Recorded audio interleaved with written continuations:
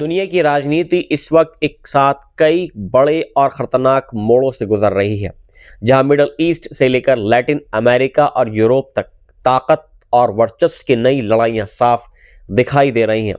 सबसे पहले सीरिया की बात करते हैं। सीरियाई सेना ने ऐलान किया है कि उसने उत्तर पूर्वी सीरिया के जजीरा क्षेत्र में अपनी सेनाओं की तैनाती शुरू कर दी है।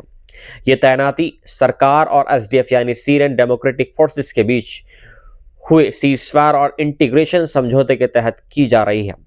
सरकारी टीवी अल अखबारिया के मुताबिक सेना की यूनिट्स पूरे जजीरा इलाके में फैल चुकी है और अब तक निश्रीन डैम, मंबीज के दक्षिणी इलाके, उत्तरी रक्का और पश्चिमी हसाका के बड़े हिस्सों को सुरक्षित कर लिया गया है।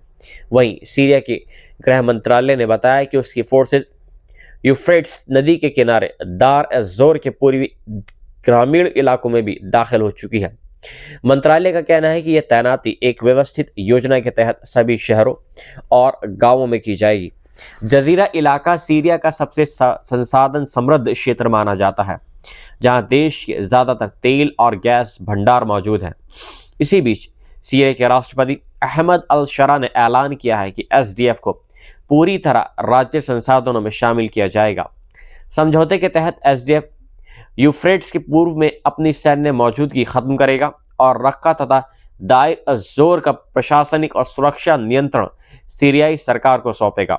इसके अलावा एसडीएफ के लड़ाकों को व्यक्तिगत सुरक्षा जांच के बाद रक्षा और गृह मंत्रालय में शामिल किया जाएगा और बॉर्डर क्रॉसिंग, तेल, गैस फील्ड्स और नागरिक संसाधन भी सरकार के नियंत्रण में आएंगे। ये सब ऐसे वक्त में हो रहा है जब सीरियाई सेना ने हाल ही में एसडीएफ द्वारा पुराने समझौते के उल्लंघन के बाद बड़े सैन्य अभियान के जरिए कई इलाके दोबारा अपने कब्जे में लिए हैं।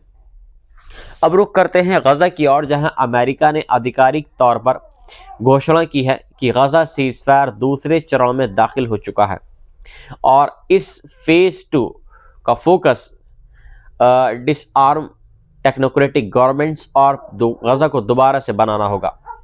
अमेरिका के राष्ट्रपति डोनाल्ड ट्रंप के पीस पॉइंट्स प्लान पर यह फेज 2 आधारित है, जिसके तहत एक नया अंतर्राष्ट्रीय ढांचा बनाया गया है जिसे बोर्ड ऑफ पीस कहा जा रहा है। अमेरिका का दावा है कि यह बोर्ड गजा को युद्ध से शांति और विकास की ओर ले जाएगा, लेकिन आलोचकों का कहना है